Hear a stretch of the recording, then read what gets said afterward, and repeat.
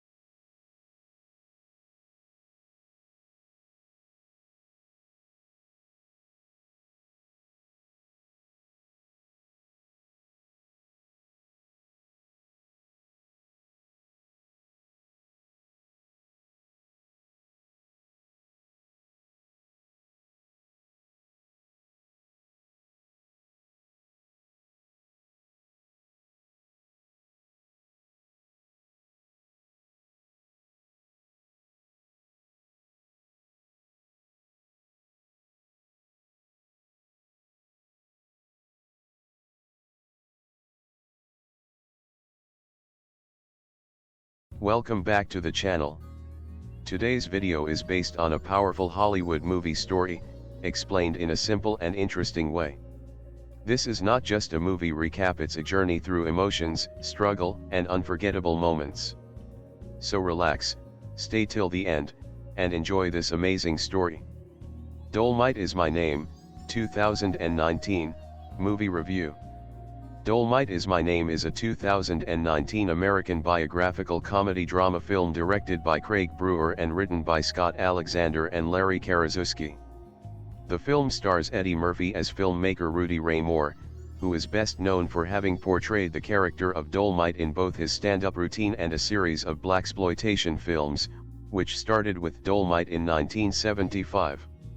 The film had its world premiere at the Toronto International Film Festival on September 7, 2019. It was released in a limited release on October 4, and streaming on Netflix 3 weeks later. Dolemite is My Name received positive reception from both audiences and film critics, with praise for Murphy's performance and the humor. It was chosen by both the National Board of Review and Time magazine as one of the 10 best films of the year.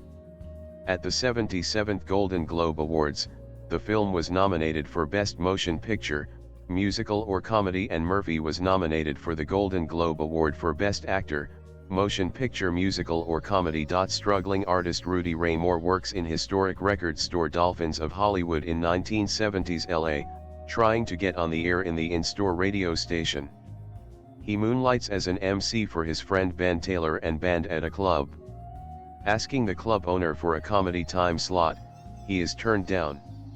One day, homeless man Rico wanders into the record store, making loud, rhyming proclamations, one of which includes the name Dolemite. The real Moore recorded a number of prominent street poets, including Big Brown. Moore creates a stage persona telling stories at the club. Dressing as a pimp and brandishing a cane, he is Dolemite, launching into a crudely humorous and foul-mouthed routine, the signifying monkey. Taylor's group join him on stage as backup. The crowd applauds. Moore asks his aunt for money to record the comedy album Eat Out more often.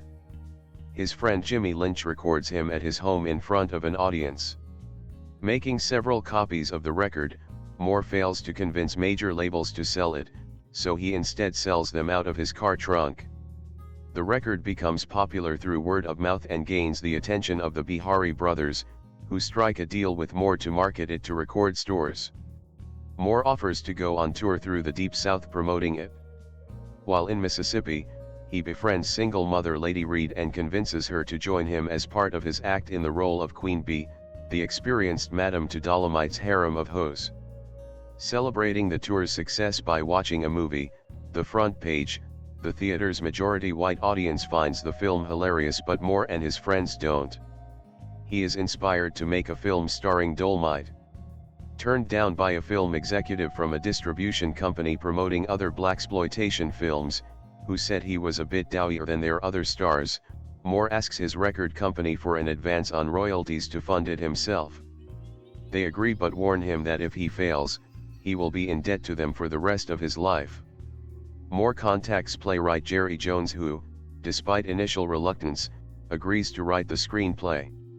Moore and Taylor go to a strip club and find character actor D'Urville Martin, offering him a role in the film. Initially offended, Moore persuades him by giving him the opportunity to direct the film himself. They convert the old, abandoned Dunbar Hotel into a makeshift soundstage. Jones invites a group of white UCLA film students to be the film crew, including Nicholas Joseph von Sternberg as cinematographer. Moore, Martin, Jones, and crew begin filming Dolemite, a kung fu-themed blaxploitation film, but Moore's unfamiliarity with karate and predilection towards camp disgusts Martin. Despite much of the cast and crew enjoying making the film, he quits soon after filming is completed, but first belittles them, proclaiming the film will never be seen by anyone. Martin's words seem to come true, as no film distributor will purchase the film. Moore returns to touring unenthusiastically. In Indiana, asked about the film's release by a local DJ, he remains non-committal about whether the film will ever be seen. The DJ offers to premiere it in town with enough promotion. Taking him up on it, Moore single-handedly promotes it all around town. Though he spends a lot on four-wall distribution, Moore is pleased to see a massive crowd waiting outside the theater, and the audience greatly enjoys the film. Hollywood film executive Lawrence Woolner, whose studio Dimension Pictures had previously rejected Dolemite, hears about the Indiana premiere. He contacts Moore, promising to distribute the film. Moore arrives at Dimension Pictures dressed as Dolemite with Lady Reed and the crew dressed up as well. The executive says that, although Moore could continue promoting the film himself, he would not see profits right away. However, Dimension Pictures could put the film in theaters and everyone would profit. Moore agrees, beginning to promote it. En route to the Hollywood premiere, Moore and the cast read negative reviews of the film, lowering their spirits. Upon arrival, however, the group is astonished to see an even bigger crowd of people cheering for them outside the theater. While the cast and crew go inside to see the film, Moore stays outside to entertain the crowd, who must wait for the next show. Rudy Ray Moore continued to tour and star in sequels to Dolemite until his death in 2008. Today he's considered to be the godfather of rap. Eddie Murphy has stated that a biopic of Rudy Ray Moore had long been a dream project for him. Murphy initially met screenwriters Scott Alexander and Larry Karaszewski in 2003 and they began developing the project. Murphy arranged a meeting between the two writers with Moore, who told him many of his life stories before his death in 2008. However, the early attempts to make the film never came to fruition. On June 7, 2018, it was announced that Craig Brewer would direct Dolemite Is My Name from a script by Scott Alexander and Larry Karaszewski, with Netflix producing and distributing. Eddie Murphy was set to star as Moore. Later that month, the rest of the principal cast was announced. In July 2018, Chris Rock and Ron Cephas Jones joined the cast. Principal photography began on June 12, 2018.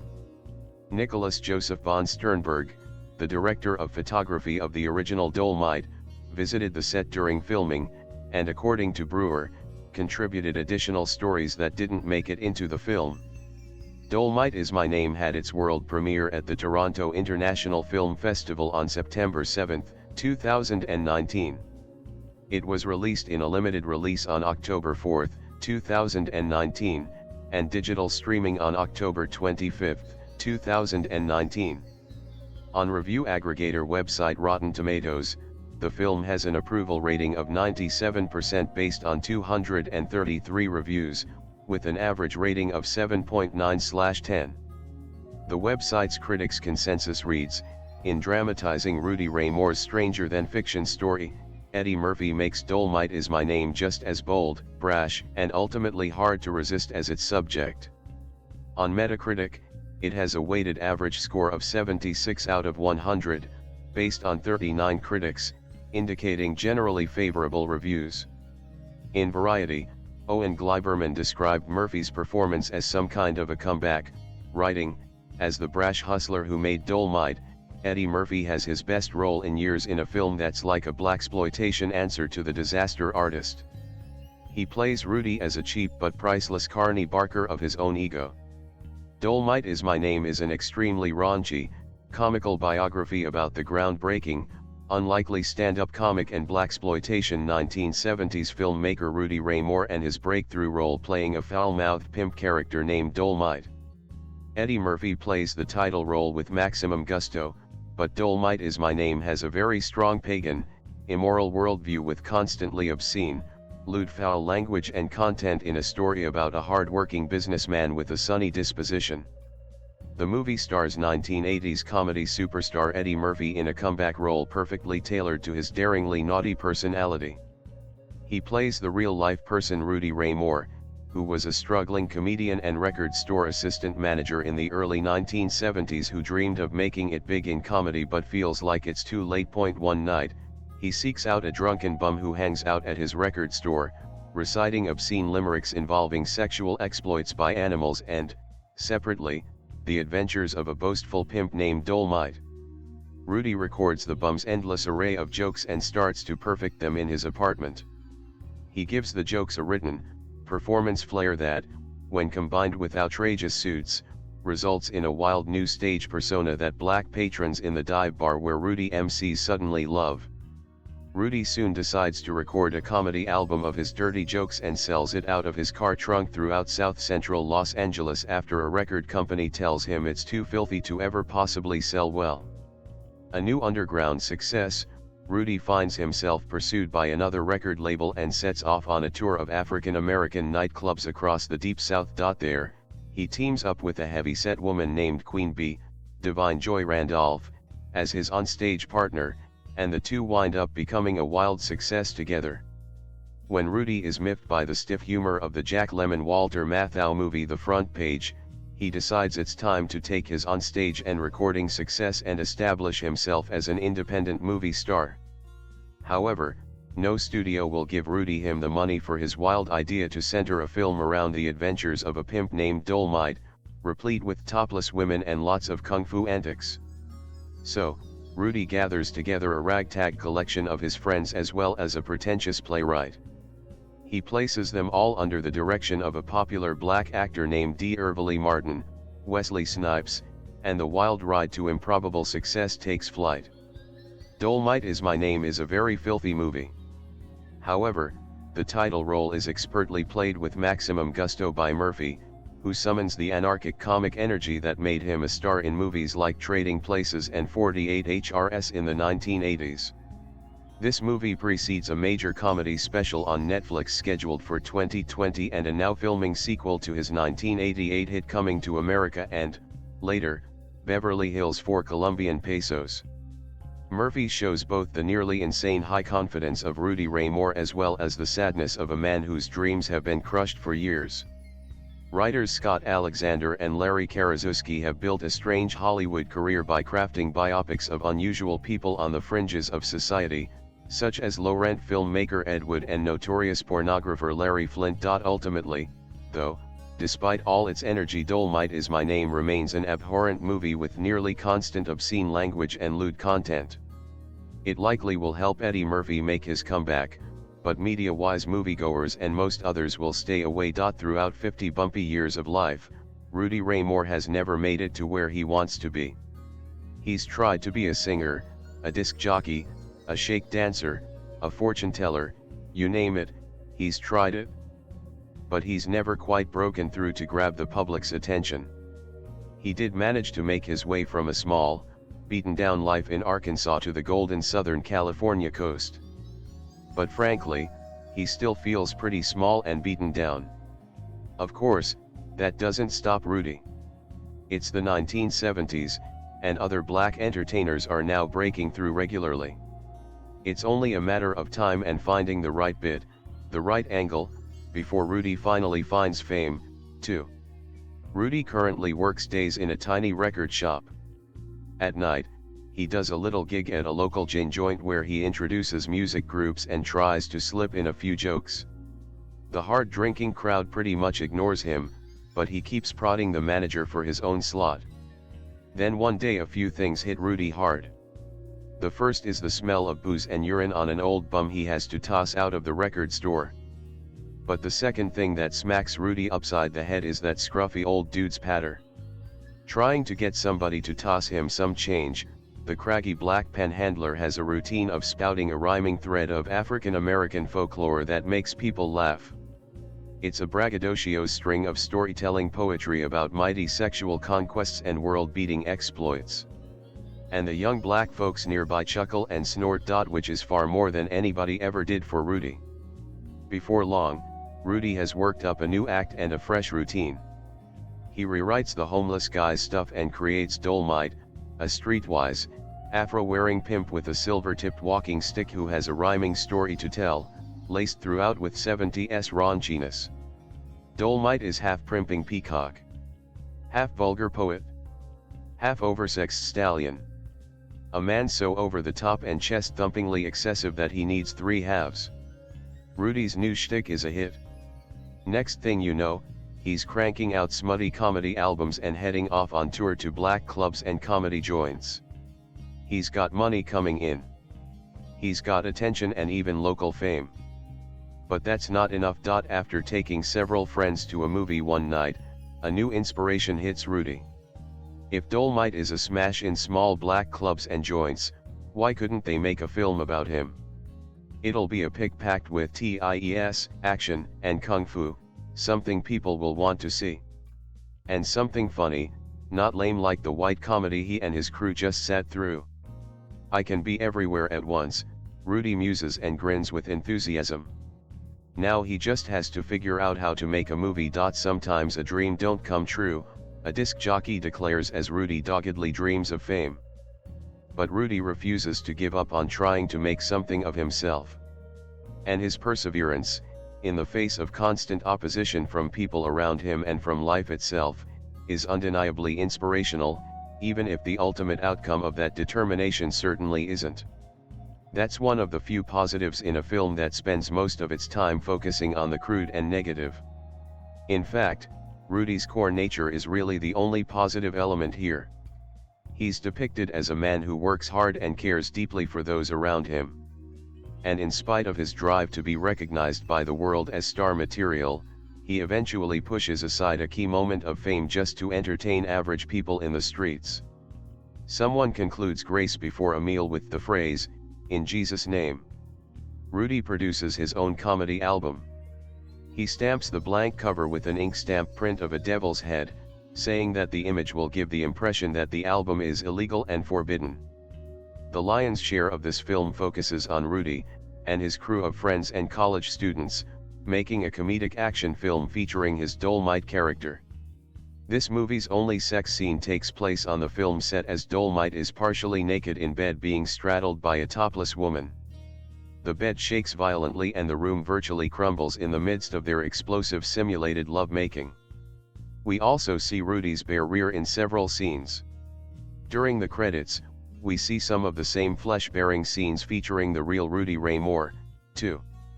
That said, there is plenty of flesh and sex on tap here in other forms. Rudy's comedy routines are rife with raw, sleazy tales of sexual bravado that involve discussions of body parts and various crude sexual acts and feats. He asks a woman named Lady Reed to join his stage act, and men tend to hand her dollar bills during her randy portion of the show. We see her later getting undressed and pulling cash out of her shirt, cleavage, and underwear. We also see a number of different women exposing their bodies in one way or another. Women in clubs and bars wear cleavage-bearing tops and incredibly short skirts and clinging outfits.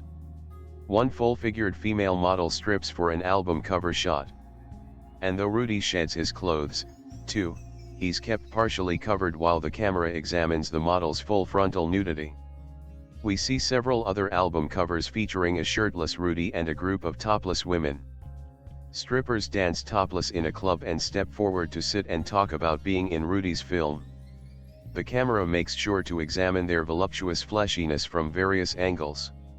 A friend of Rudy's borrows his cousin's Cadillac and drives it recklessly during one filmed movie car chase. Then, much to the man's surprise, the special effects crew blows up the parked car in a fiery explosion. During some in-movie fight scenes, people get punched, kicked, and thrown around by a team of female ninja warriors. Rudy, as Dolemite, fights and battles, lamely, with a number of baddies. Then he rips the intestines from one bad guy in a silly-looking scene. While arguing in a bar, Lady Reed's husband hits her. In return, she punches him full in the face, knocking him to the floor. FER is Rudy Ray Moore's go-to word for expressions of anger or joy, or casual conversation. For that matter, he and others spew some version of the F word more than 130 times. Those frequent profanities are joined by more than 50 uses of the S word and scores of other crudities, such as B, CH, A, H and D, N. God's and Jesus' names are both misused more than a dozen times total, with God being combined with D, and for 10 of those. Many crude, vulgar and profane references are made to male and female genitals, as well as other body parts. And the N-word is spit out about 10 times. People smoking cigarettes is a common sight here, even in movie theaters and during office meetings, which was culturally acceptable in the 1970s. While on the set and in other casual settings, people drink wine and alcohol, too. In fact, Dolemite's director often drinks from a flask or straight out of a liquor bottle. Rudy and Lady Reed share drinks when they first meet at a bar. And various bar and club patrons generally have beer and mixed drinks on their tables. Rudy has large bottle of booze poured into a punch bowl while trying to court some investors. The old, battered hotel that Rudy procures for his film shoot has been boarded up for years and is known to be a hangout for junkies and drug dealers.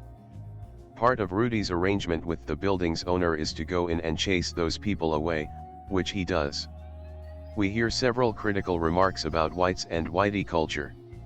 Rudy's film crew steals electricity from an adjoining building, since there's no power in their old hotel. Dolemite Is My Name is a breezy but blue story of perseverance and passion.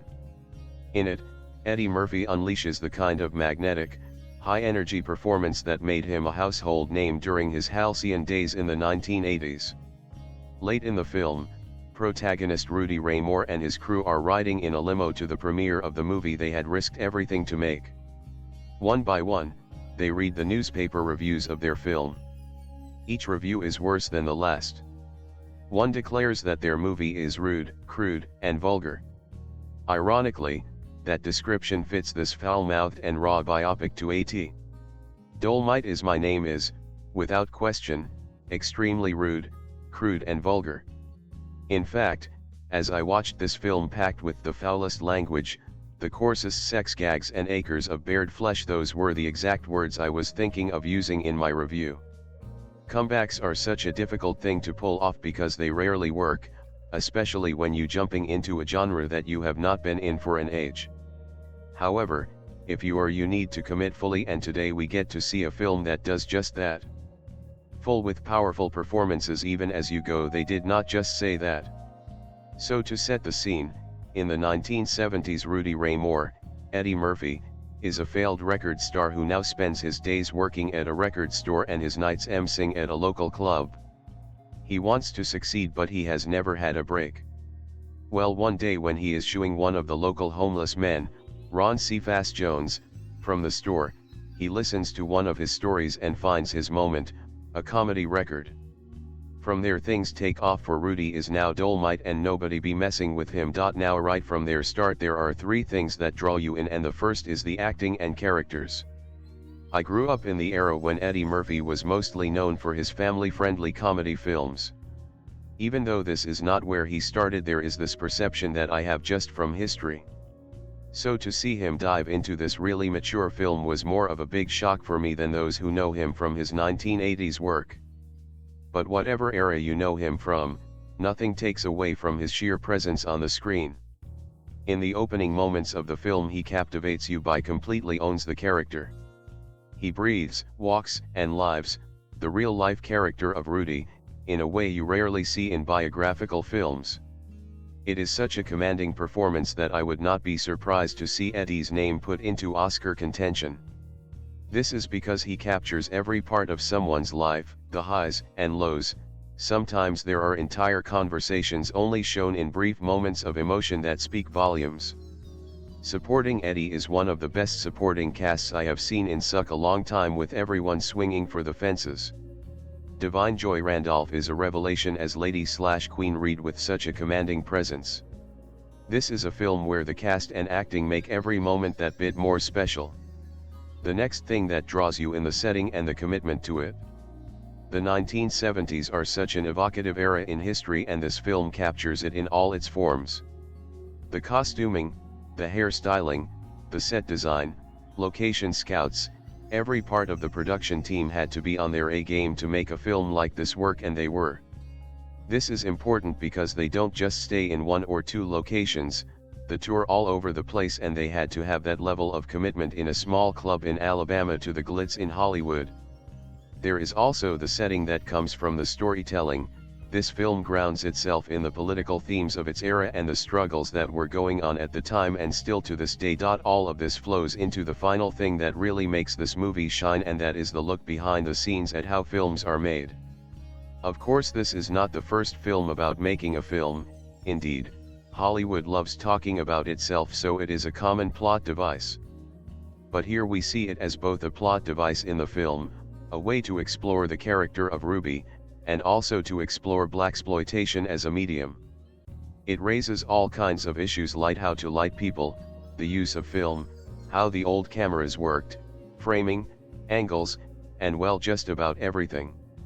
It shows the highs and lows of production and uses this to propel the character's motivations. In the end, do we recommend Dolemite Is My Name? Well, yes and no. I do need to say that this is a film that is rated R18 in Australia for a reason, so if you are not a fan of coarse/crude/vulgar language, then this is not the film for you, because much like the titular character, they do not hold back for a moment. I personally didn't mind it because it worked in the context of the film, but you should know that before going in. So if you do not like films like that, then we do not recommend this one to you.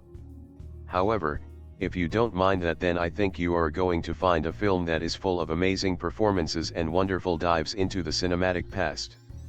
When the film picks up in the 1970s, Moore is already in his 40s and has recorded several comedy albums, yet finds himself working behind the counter at Dolphins of Hollywood record store in Los Angeles, unable to realize his dreams of superstardom. Inspired by the obscene stories about a pimp named Dolemite spouted by a local homeless man named Rico, Ron Cephas Jones, Moore devises a successful stand-up routine based on the character and spins it off into multiple comedy music albums that he sells to underprivileged black communities across the country. Not content to stop there, Moore is eventually inspired to turn Dolemite into a movie, with nothing but his sheer pluck and the aid of his friends to help make his dream a reality. At its core, Dolemite Is My Name is a familiar tale about a wannabe famous filmmaker who assembles a ragtag group of people to work outside the system and realize their offbeat vision.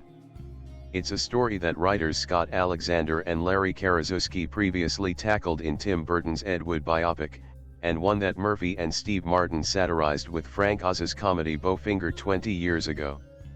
What sets Brewer's movie apart is the way it immerses itself into the world of 70s black culture and, of course, Moore himself.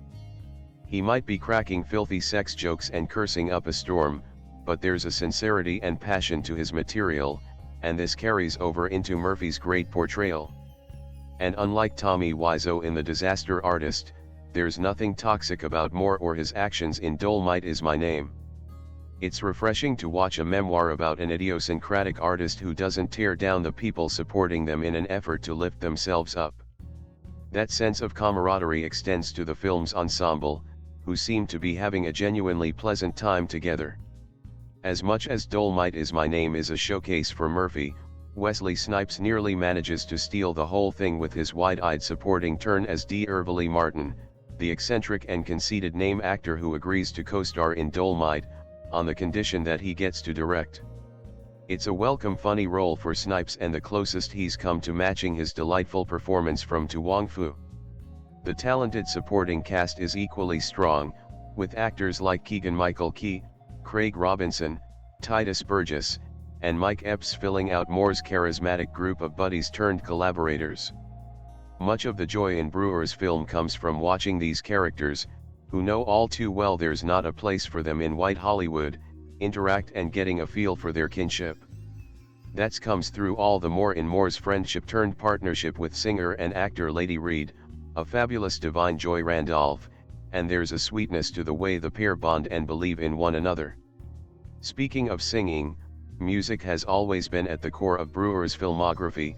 Hustle and Flow, Black Snake Moan, the Footloose remake, and that remains the case here.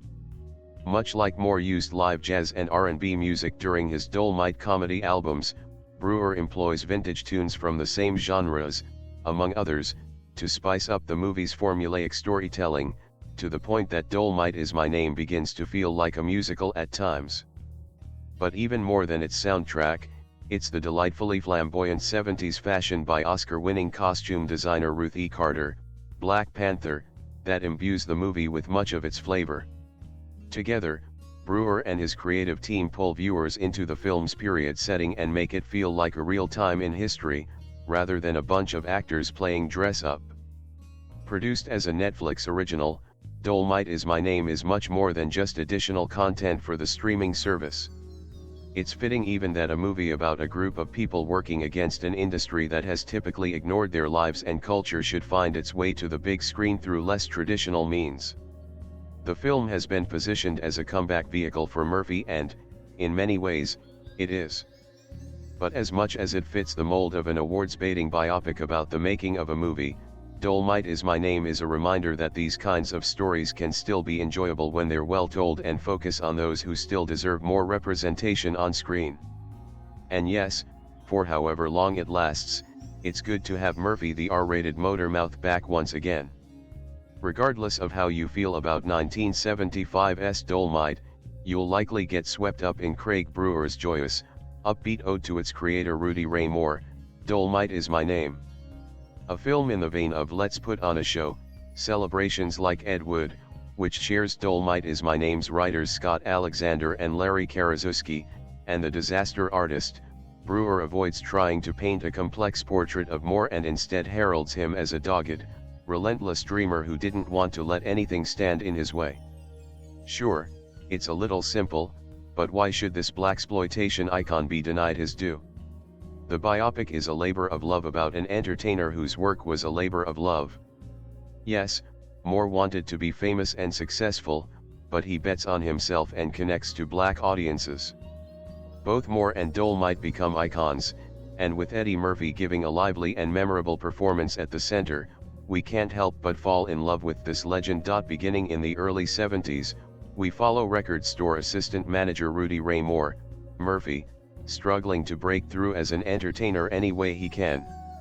None of his previous characters or acts have taken off, but after picking up some inspiration from jokes and tales from the hobo community, Rudy seizes on the character of Dolemite, a rhyming pimp with no shortage of punchlines.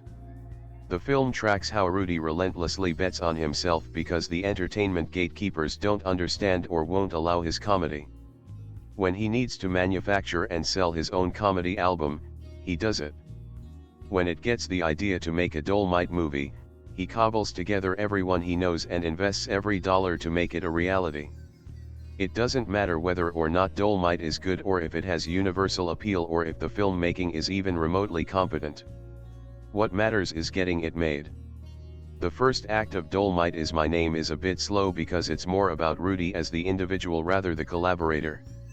It's important for establishing his character, his friendships, and the rise of the Dolemite character, but it doesn't have the momentum the film garners once they try to make the Dolemite movie.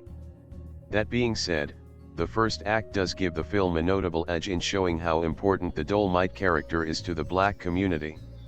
As one detractor tells Moore, without the benefit of the entertainment gatekeepers, Moore will only be playing to 5 blocks, but Moore retorts that every city in America has those same 5 blocks. Dolemite Is My Name doesn't try to build up Moore as necessarily a transformative figure or a groundbreaking artist, but it does stress that he was an entertainer who aimed directly at black audiences and hit it big.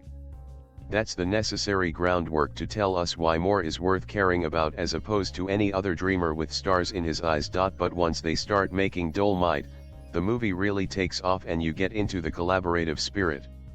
While I get the sense that this is a kinder and gentler version of events, the biggest ego on set is director D'Urville Martin, Wesley Snipes, who just thinks the production is silly.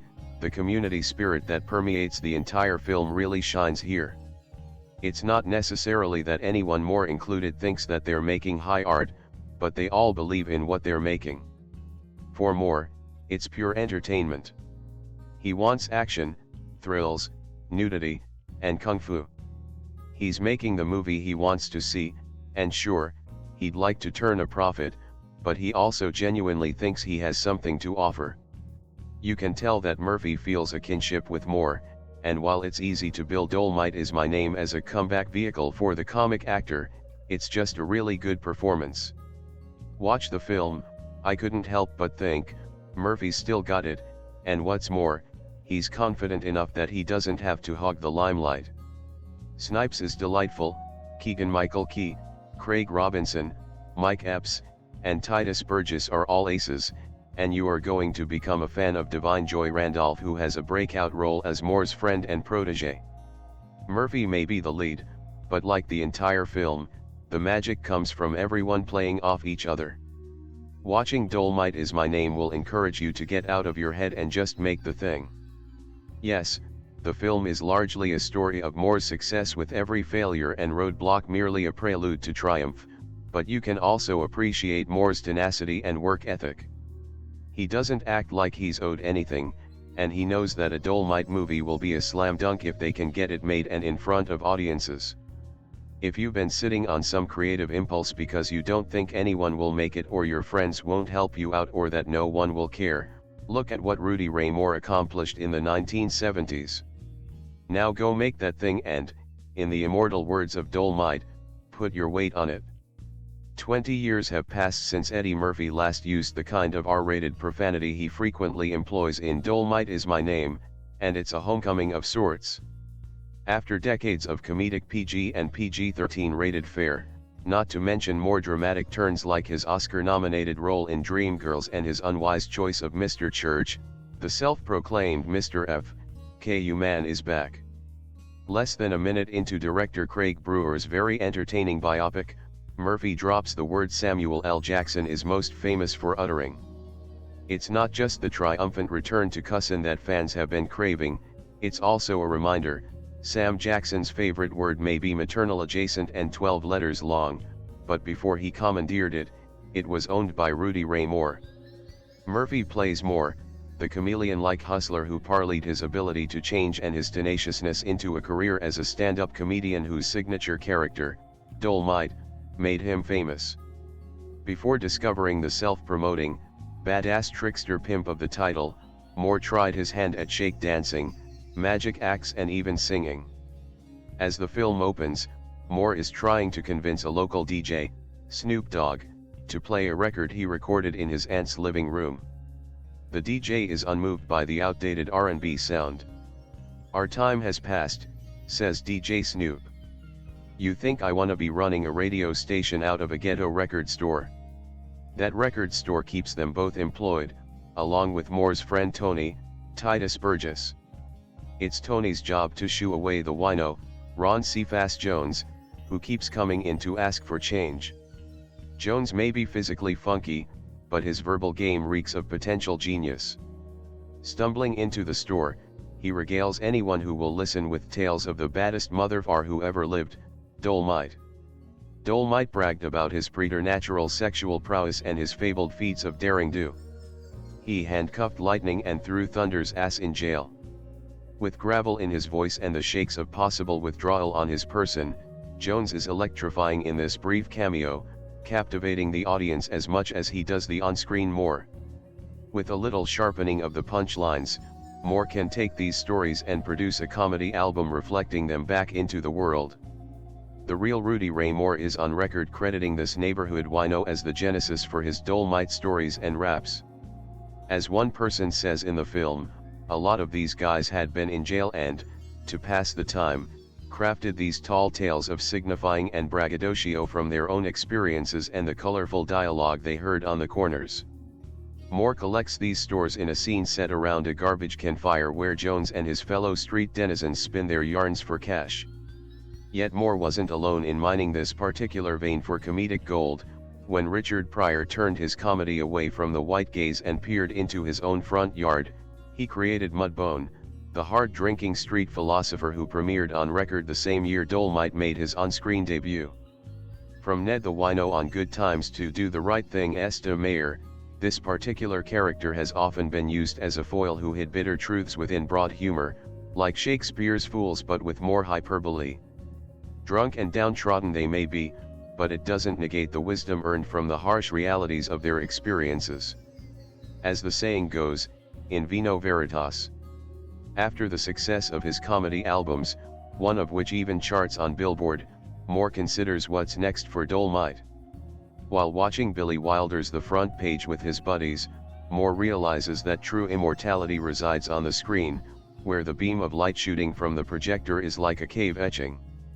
He thinks filmmaking is easy because, to him and his cronies, Wilder's comedy isn't amusing at all, yet it got made and is on screens all over America.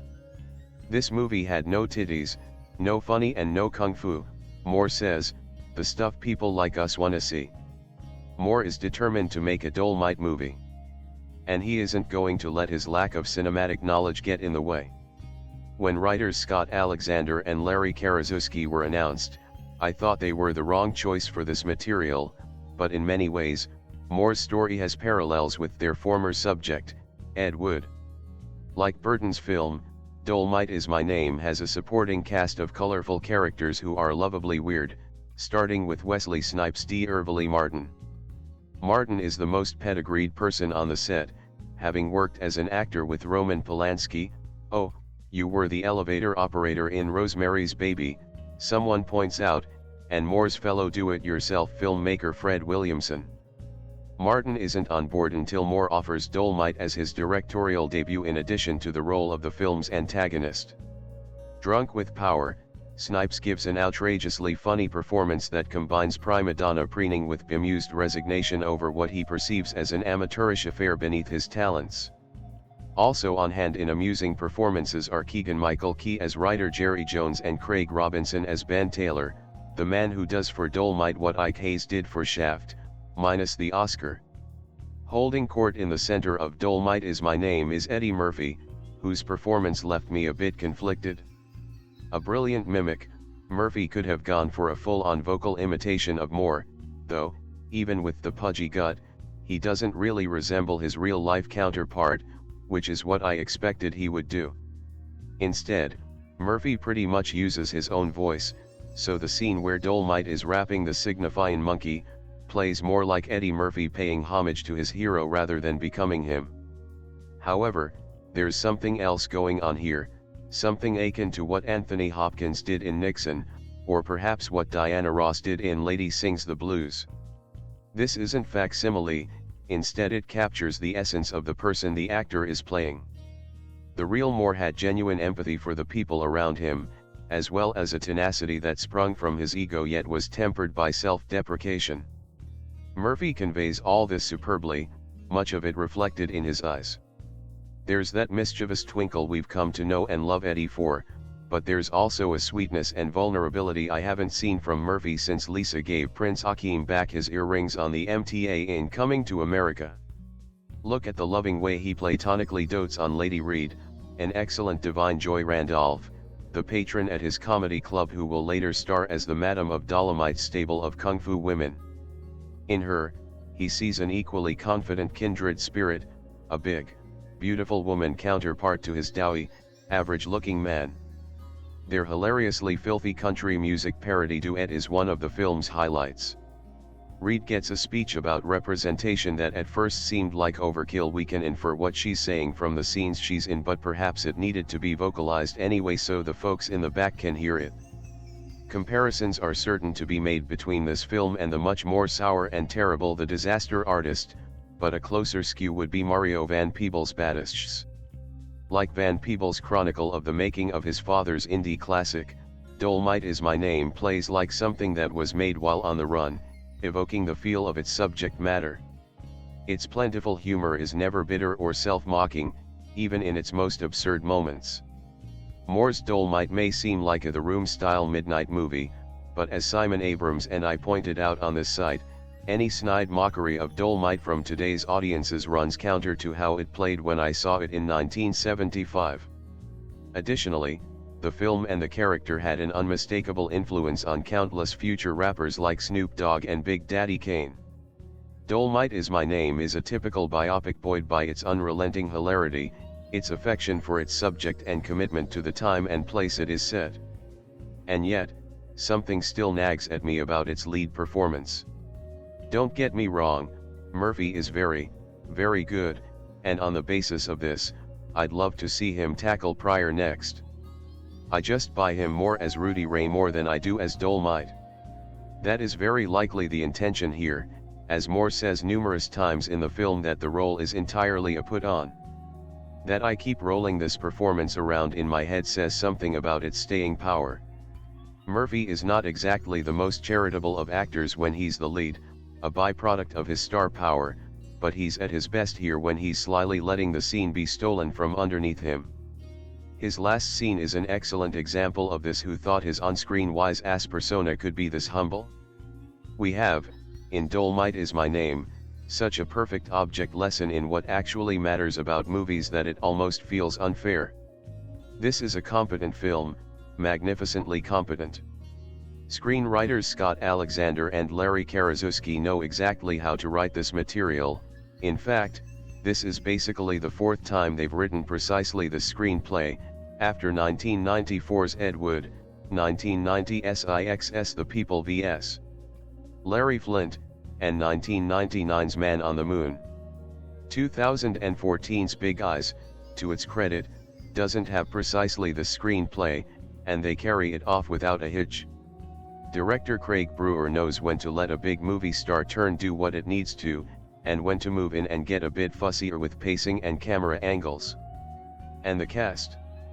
No doubt about it, this one of the best casts of 2019, with even the littlest parts inhabited with vivid humanity and impeccable comic timing. It is a biopic of Rudy Ray Moore, played by Eddie Murphy.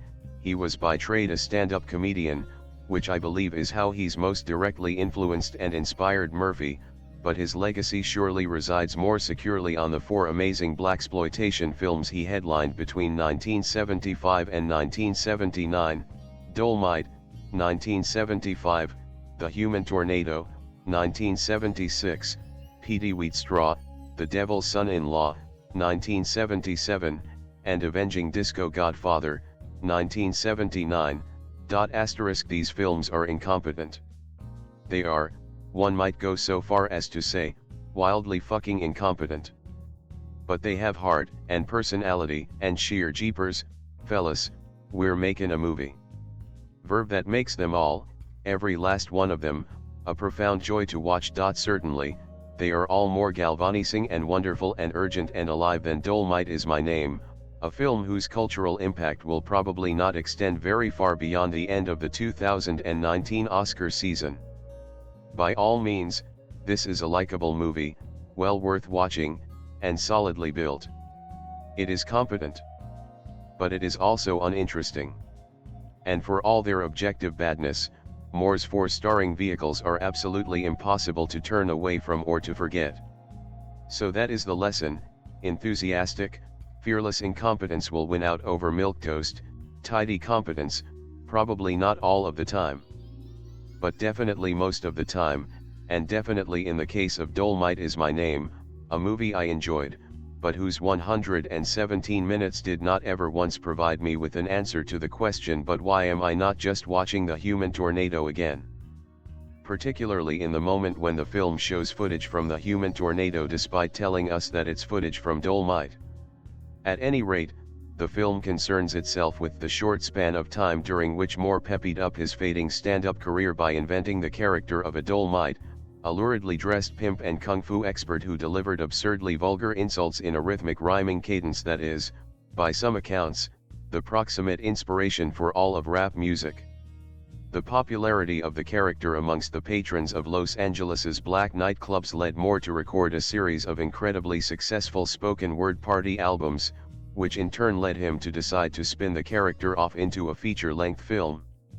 This was financed largely through Moore mortgaging his entire life and future, and it was made by a combination of enthusiastic amateurs and in-over-their-heads film students, with directing being handled by the extremely smug and haughty character actor D'Urville Martin, Wesley Snipes. That gets us about 2/3 of the way through the movie. The rest is focused on Moore's attempts to get the film any sort of distribution, even if he had to personally haul it from one local theater to the next, and it is only here that his bottomless enthusiasm for the character and his own abilities as an entertainer finally hit a wall, just in time for the requisite character has to fall to his lowest before he succeeds in the last 7 minutes story beat. The focus here is firmly on the characters taken as a cozy little extended family tucked inside a subculture and the delightful, wacky misadventures of extremely low-budget filmmaking where eagerness and sincerity have to suffice in the absence of talent or know-how.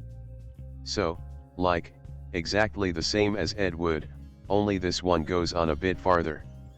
And, crucially, Craig Brewer isn't mid-90s Tim Burton. The loving aesthetic homage to B-movies present in Ed Wood is nowhere to be found in this unflagging banal light to get it exposed.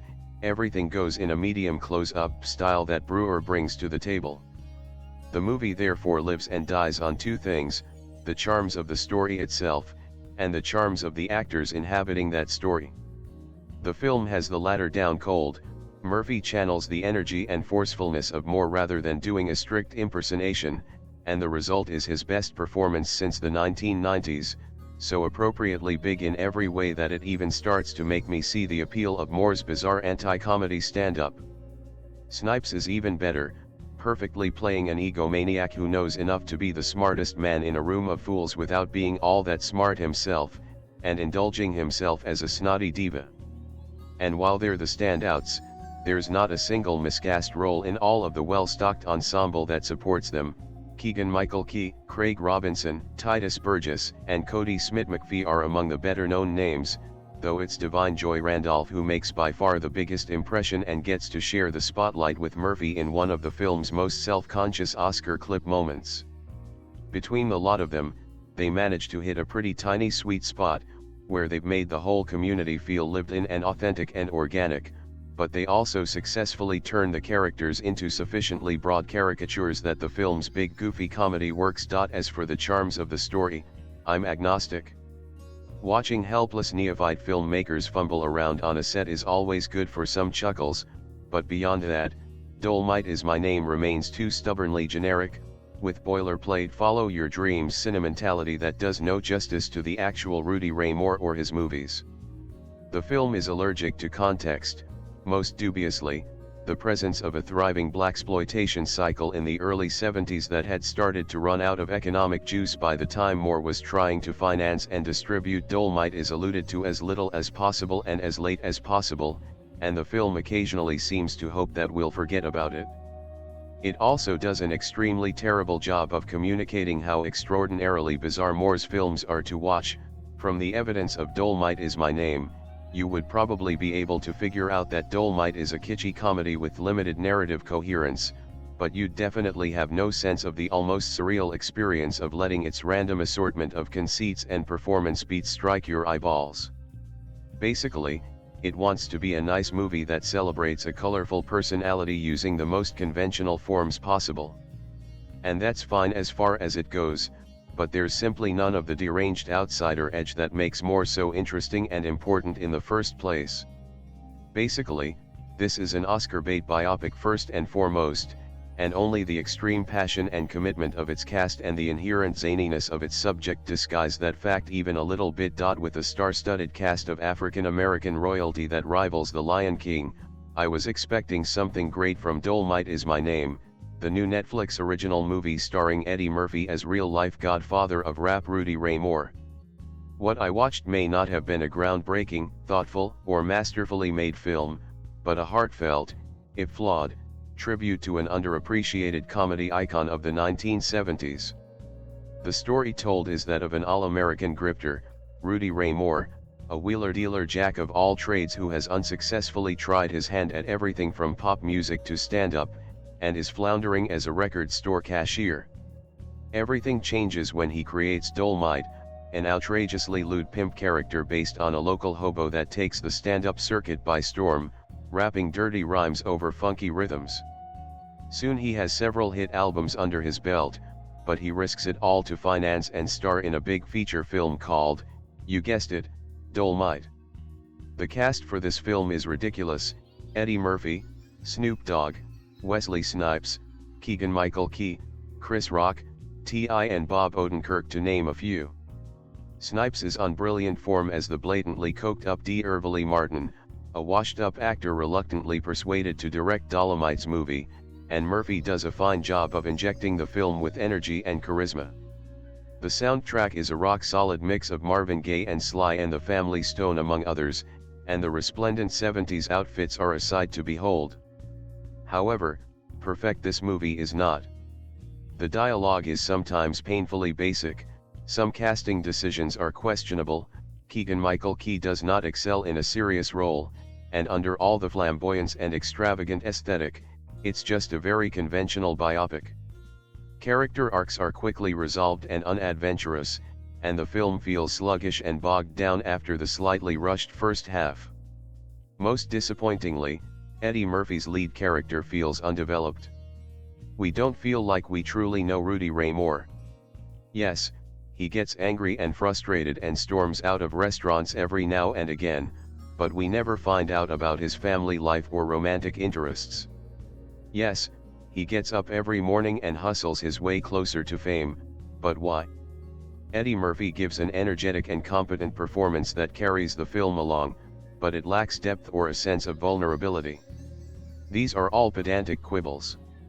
Truth be told, Dolemite does just fine in spite of these issues, as it is fundamentally a fun, easy watch, filled with filthy humor, racy hints of nudity, hence the R rating in the US, and a great character at its core. It is a fitting ode to the hugely entertaining blaxploitation films of the 1970s, embracing the ridiculousness of the original Dolemite movie from 1975, posse of karate-fighting prostitutes and hilarious intro ripping included. It may be somewhat predictable, but it's uplifting, engaging, and mostly a breeze to watch. If you're looking for something easy and entertaining that you'll probably forget in a week, then this is the one for you. I don't know what it is about comedians, but at a certain point, they seem to make nothing but shit. It's the story of Robin Williams, of Dan Aykroyd, and perhaps most notably, Eddie Murphy. I really hope this changes that, because back in the day, Murphy was one of the best. And holy shit, is this the role of a lifetime? Rudy Ray Moore was such a fascinating entertainer, and Dolemite such an interesting personality, and Murphy embraces all the eccentricities. Dolemite Is My Name isn't only a biopic of the comedian/actor/musician Rudy Ray Moore, it's Eddie Murphy's Valentine to one of the most outrageous figures in 70s blaxploitation films. Murphy has long desired to make a movie about more, but the funding/interest was never in place. Then along came Netflix and, eager to partner with the actor and willing to do so with no creative input, they provided Murphy with an opportunity. Working from a meticulously researched screenplay credited to Scott Alexander and Larry Karaszewski, whose past projects have included Ed Wood and The People vs. Larry Flynt, director Craig Brewer, Hustle and Flow, was able not only to recreate LA in the 70s but provide a backstage look at the improbable circumstances surrounding the making of the 1975 feature Dolemite. For Murphy, playing more is an opportunity to turn back the clock. Over the last 2+ decades, the former SNL cast member has carefully cultivated a kinder, gentler image by appearing in a copious number of family-oriented films. Now, as he approaches age 60, Murphy seems inclined to return to R-rated fare. Dolemite Is My Name gives him an opportunity to resurrect the kind of outrageous, profane characters that he at one time routinely played. Only blaxploitation fans are likely to remember Moore, who made 6 movies between 1975 and 1982 before disappearing. He re-emerged in the 1990s and continued to be active until his 2008 death.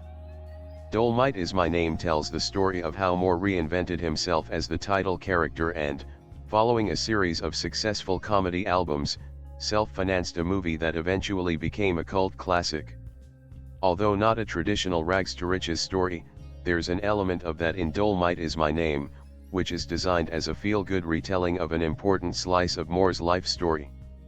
Comedy is subjective. No one will disagree with that statement. Some people love Monty Python. Others hate, or don't get, the British troupe's sense of humor. The same can be said of Moore. The film explicitly acknowledges how different races/classes/ethnicities may not react the same way to brands of comedy. In one scene, Moore and his friends go to a theater to see Billy Wilder's 1974 film The Front Page, starring Walter Matthau and Jack Lemmon. As they sit in the theater stone-faced, the mostly white audience around them chortles. They don't get it? This movie had no titties, no funny, and no kung fu, the stuff people like us wanna see. But, while the comedic aspects of the movie may not reach them, they learn a valuable lesson about the power of the motion picture medium. In a roundabout way, Wilder inspired the creation of Dolemite. I'm not sure how he would have felt about that association. I may not have found Dolemite Is My Name to be exceptionally funny, although it has its moments, but I was entertained. The movie's perspective of how Dolemite came to be is reminiscent of the 2017 film The Disaster Artist, an account of the unlikely making of Tommy Wiseau's The Room, which, like Dolemite, has become a cult classic. Although Moore is considerably more self-aware than Wiseau, who, to this day, believes himself to be a genius. Moore never considered himself more than a crowd-pleasing showman. As with The Disaster Artist, movie scenes are lovingly recreated. Snippets from the real Dolemite and the sequel, The Human Tornado, are shown at the end of the film. Murphy has surrounded himself with an eclectic supporting cast.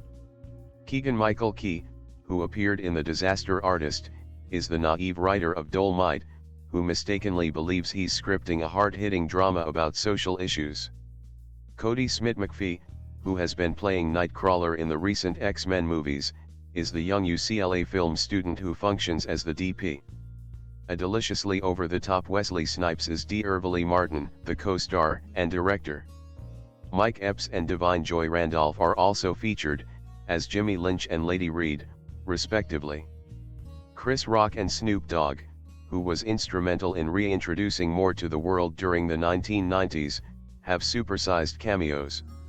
Dolemite goes down smoothly, and its availability on Netflix makes it within easy reach of a great many potential viewers. It's a hard R and therefore inappropriate for some who may know Murphy primarily from his voice work as Shrek's donkey or as the Nutty Professor or Dr. Dolittle. But those who remember Beverly Hills Cop or Trading Places may smile to see that version of the actor back in play. If you're a fan of Dolemite, or blaxploitation in general, this is an opportunity to wallow in nostalgia. If not, it's a solid re-examination of a bygone era and genre. More was always bigger than life, and that's how Murphy plays him. It's a strong performance of a character worthy of biopic treatment. Dolemite Lives? Dolemite Is My Name is, obviously, centered on the success of Rudy Ray Moore, going from failed musician to trailblazing raunchy comedian/rapper to blaxploitation film star, but even with a comeback Oscar-worthy performance from Eddie Murphy, what separates director Craig Brewer's biopic, known for the excellent hustle and flow and Black Snake Moan, and written by the proven of duo Scott Alexander and Larry Karaszewski, from the droves of formulaic and uninspired portraits of important famous people that onslaught the autumn moviegoing season is that it's not just about boosting the career signal of one person. Opening with an amusing back and forth between a radio DJ played by Snoop Dogg, Rudy has his latest songs rejected. No one wants to play any of his older music either, everyone is all about Marvin Gaye, but more specifically, wholesome and soulful romantic tunes. Working at a local shop to pay the bills, he also lives and borrows money from his aunt as he inevitably embarks on one ambitious profession. Rudy frequently notices a harmless hobo trespasser of sorts that spouts the most random and profane remarks. Naturally, his friends just want the crazy guy to go away and bother someone else. Apparently, his hands are usually stained with urine, as we learn during one of the film's many outrageous conversations, but Rudy finds inspiration. Directed by Craig Brewer. Starring Eddie Murphy, Wesley Snipes, Craig Robinson, Mike Epps, Keegan-Michael Key, Titus Burgess, Divine Joy Randolph, Chris Rock, Aleksandar Filimonovic, Ivo Nandi, Phil Abrams, T.I., Snoop Dogg, Kaze Togenas, Cody Smith-McPhee, Lionel Claude, Gerald Downey, Joshua Weinstein, Chelsea Gilson, Denise Milford, A.J.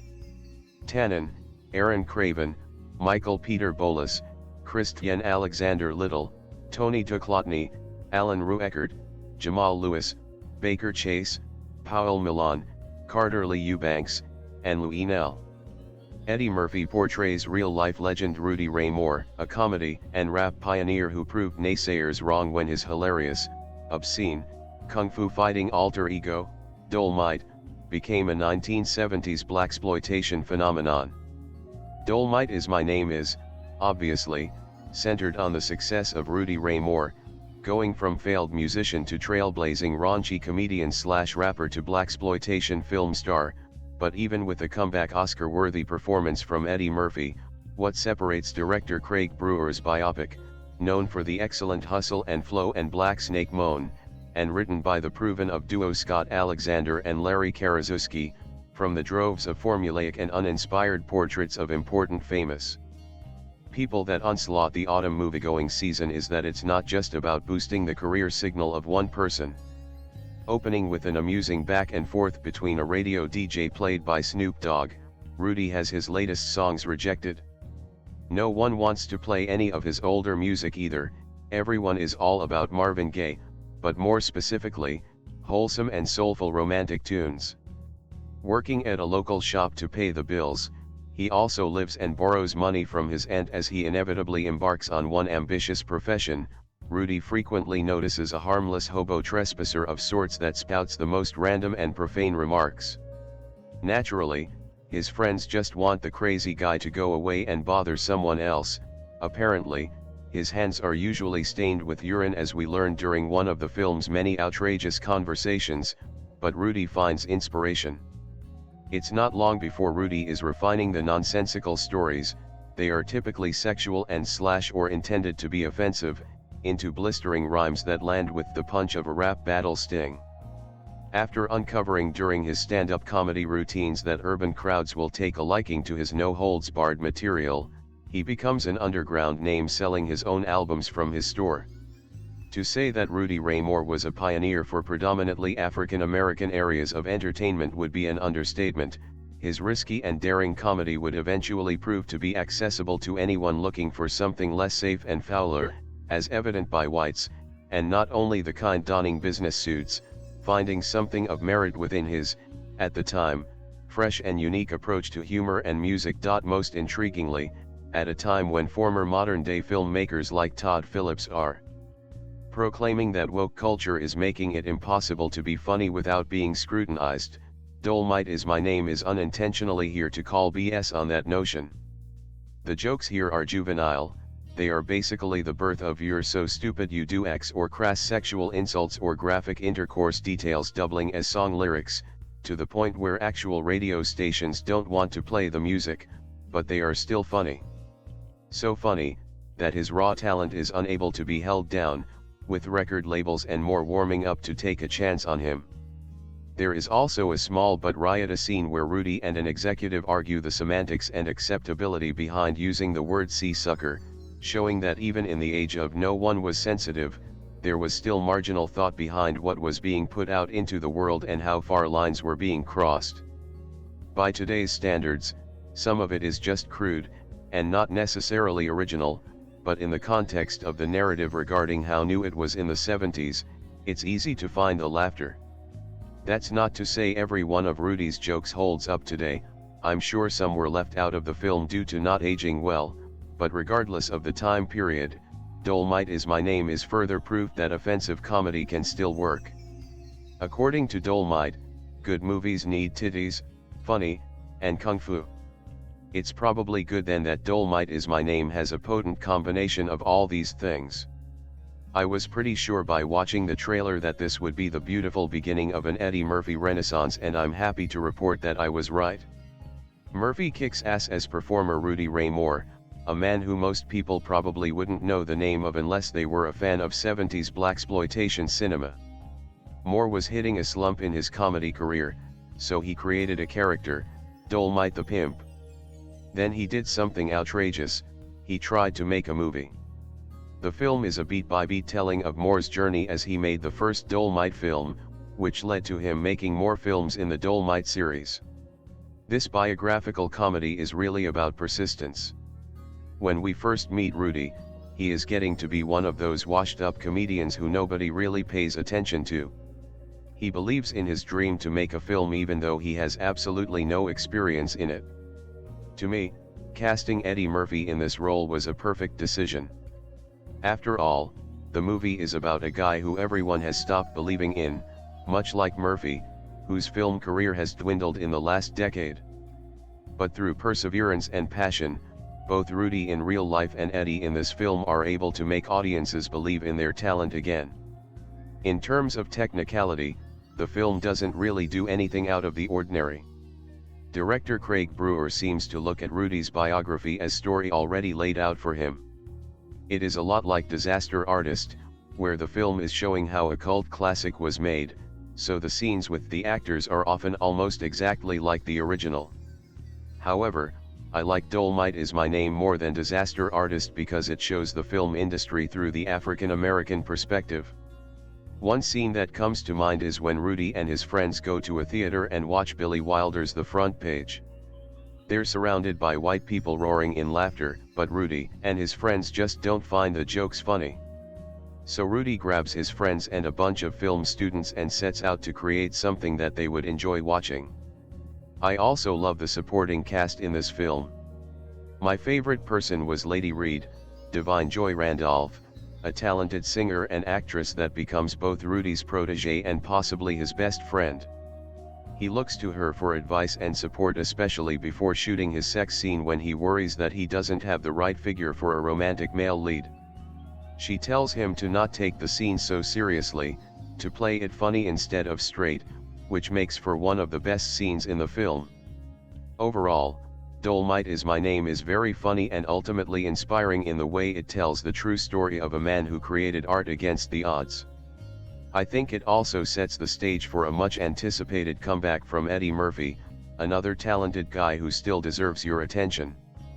The question of whether Eddie Murphy has got his mojo back, or if it had ever gone away, is probably beside the point, considering his richly enjoyable starring role in this true showbiz story about the eternal excitement of putting on the show right here. Murphy plays Rudy Ray Moore, the singer, nightclub comic and proto-rapper who in 1975 produced and starred in the cult blaxploitation comedy Dolemite, based on the outrageously obscene character he'd created for his stand-up act and best-selling LPS.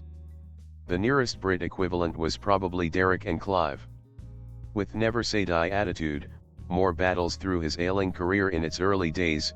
The sometime singer and dancer has an epiphany on seeing a garrulous homeless guy reciting rhyming tales of a legendary character called Dolemite. Like a true artist and born entrepreneur, Moore tape records the man's shtick, studies it, adapts it for his own club turn, and soon he's a biggish success as a comedian, shrewdly getting a self-distributed release on vinyl. But he yearns for the movie big time, and hires a producer, Jerry Jones, Keegan-Michael Key, an obstreperous, highly strung director D. Irvily Smith, a hilarious role for Wesley Snipes, and a leading lady, Divine Joy Randolph, moreover roping in UCLA film school students to do the hard stuff. There's a great scene in which Ray and his friends go to see Jack Lemmon and Walter Matthau in the remake of The Front Page, frown at how bafflingly unfunny they find this white people's comedy, and Ray turns around and gazes at the beam of light coming from the projector booth, as if mesmerized by this mysterious origin of Movie-edom, the fountain of cinema success. How can he tap this enigmatic flow of light? Based on a true story, Dolemite Is My Name, Craig Brewer, 2019, tells the story of aspiring entertainer Rudy Ray Moore, Eddie Murphy, as he breaks his way into stand-up comedy and attempts to make a movie based around his comedic alter ego, Dolemite. It brings to life the story of a figure in filmmaking that perseveres through a system that doesn't believe in him, showcasing the rise of one of blaxploitation's strangest stars. Everyone in the cast gives wonderful performances. While Eddie Murphy doesn't meticulously approximate Moore, he infuses his own essence with Moore's to create a fun, earnest, and likable character to root for while being true to the real-life Rudy Ray Moore. Wesley Snipes also stands out as real-life actor/director D. Irvily Martin. His mix of frustration, ego, and begrudging respect for Moore is brought to life with Snipes' specific energy and demeanor. Divine Joy Randolph as Lady Reed also stands out, bringing warmth, humor, vulnerability and strength as she adopts Moore's style of comedy and even makes it her own. Dolemite Is My Name was written by Larry Karaszewski and Scott Alexander, the writers of Tim Burton's Ed Wood, 1995. Ed Wood follows the story of real-life cult film director Edward Wood Jr. as he begins his film career to making his most infamous film. The film feels distinct and not simply a retread of Ed Wood. Rudy Ray Moore has an entirely different trajectory and approach to his craft that allows for the story to feel like its own distinct work. Even the people surrounding Rudy Ray Moore are distinct from Ed Wood's film crew. From white film students, friends with no film experience, a professional writer, Keegan-Michael Key, and a Hollywood actor left directing a project he doesn't even believe in, highlighting Moore's perseverance as he figured out how to make a film along with everyone else. The focus on the struggle of making movies is very much on the mind of both Dolemite Is My Name and Ed Wood. While Ed Wood was limited by his own capabilities, Moore's content and general image was what held him back, with few people showing any faith in him, spurring Moore to work even harder to achieve stardom. One of the film's biggest strengths is the humor in the camaraderie between the cast. The combination of Eddie Murphy's performance and the character of Rudy Ray Moore allows for playful personality clashes with the ensemble. Each relationship Moore has, whether it by Lady Reed, his manager, Titus Burgess, or with D. Irvily Martin, oozes with chemistry while also enforcing the idea of the struggle these people went through to make it in entertainment. Everyone bounces off one another really well, which allows the audience to invest and care about their success and struggle. The overall style of the film complements this with a warm and inviting color palette alongside the set and costume design wonderfully painting the vision of the 1970s. While the film isn't heavily stylized, neither were Rudy Ray Moore's films. It's efficient and to the point. The beauty of Dolemite Is My Name is how much it stands for, both on its surface and in the depth of its character. Without a doubt Dolemite, or Rudy Ray Moore, is an icon of the blaxploitation cinema, which was never about highlighting strong film craft but rather to create a bigger representation for its audience. Its sense of historical importance comes from centuries of fighting for a better life, and there is no one more perfect to lead this ode than of Rudy Ray Moore. Neither a genius or particularly talented, it's in the resiliency of Moore that you find the true essence of why his success was so raw, and that is something this film captures so truly. The big odes aside, there's a strong representation for the quirky, the people that, in the face of adversity, still manage to make a fantastic career for themselves because of their drive or outright individualism. It's these people who make for the more interesting biopics, like Man on the Moon, 1999, which immortalized the talent of Andy Kaufman through the lens of Milos Forman. Or even The Disaster Artist, 2017, whose tale of the best-worst movie ever made was surprisingly brought to life in comedic fashion at the helm of James Franco. Both these characters share the same individual movements of Rudy Ray Moore, and what Brewer does with his film is avoid the temptation to overstyle but rather embrace the natural style of its era and the resiliency of its leading character and star, Eddie Murphy. There is a poetic parallel to Murphy and Moore's story, as Moore's resurgence is played by Murphy in the midst of his own. The only difference between the two is that Moore's heyday was barely one of fame, whereas Murphy for a long time sat proudly in the face of his own adversity, during the wonderful time of Trading Places, 1983, and Beverly Hills Cop, 1984, as the hottest comedic actor around. But where the parallel features so heavily is in both men's latter years, and it's for that reason that Murphy's performance is able to resonate so much. Much like the film, he understands that it's comedy, but he switches momentum in the times of hardship with ease. There is no denying Murphy's talent as an actor, but Moore, or Dolemite, may just be his career best. He harbors the same energy that made him such a draw nearly 30 years ago, but also manages to give himself a level of nuance in his dramatic scenes, some of which we haven't seen since his Oscar-nominated performance in Dreamgirls, 2006. But the biggest delight you'll find is that even this far into his career, Eddie Murphy isn't ready to settle. He wants more, and in doing so has challenged his own ability, something that pays off in abundance during Dolemite Is My Name. Structurally, Brewer may not be breaking boundaries.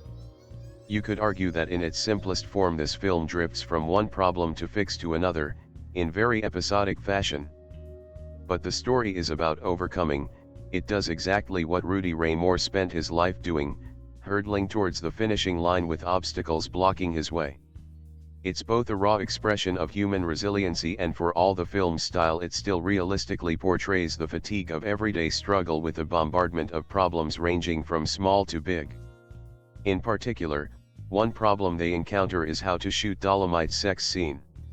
Trying to make himself a classic Hollywood hunk archetype is not something that was going to work, so instead they choose the route of ceiling crashing, chandelier swinging, obscenely over-the-top kind of sex, which in turn gives the film its funniest moment. But as the entire crew erupts into laughter, including Wesley Snipes as the entitled Black Caesar, another great performance, there's a moment of genuine camaraderie. These small moments, and the depth of this movie's representation, is the reason it deserves so much praise. Neither overstylist or underperformed, Brewer manages to find individuality within his biopic, and that's partly due to one hell of cast including Keegan-Michael Key, Craig Robinson, Mike Epps, Wesley Snipes, and an electrifying performance from Divine Joy Randolph. But this film would be nowhere without Eddie Murphy, who showcases just how funny he can be, while also revitalizing his reputation with the strong words of the film's screenwriters. Dolemite is his name, and he's now immortalized. The 1970s was the era of the blaxploitation film. If you look up a list of blaxploitation movies, they will list every year of the 70s with milestone movies like Shaft, Sweet Sweetback's Badass Song, and Coffee.